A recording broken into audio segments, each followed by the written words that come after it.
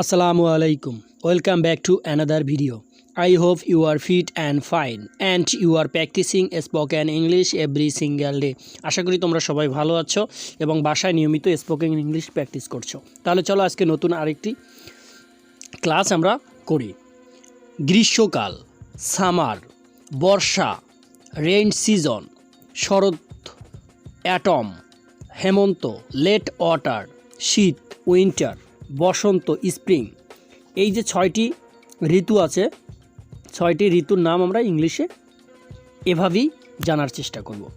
একদিন প্র্যাকটিস করো বাসায়, তাহলে 6টি ঋতুর নাম ইংলিশে বলতে পারবে।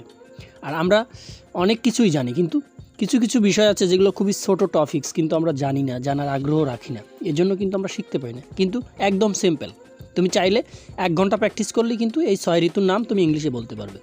সামার অর্থ গ্রীষ্মকাল, রেইনি সিজন বর্ষাকাল, অ্যাটম শরৎকাল, লেট ওয়াটার হেমন্তকাল, উইন্টার ডে শীতের সকাল মানে উইন্টার শীত, স্প্রিং SPRING স্প্রিং অর্থ বসন্তকাল।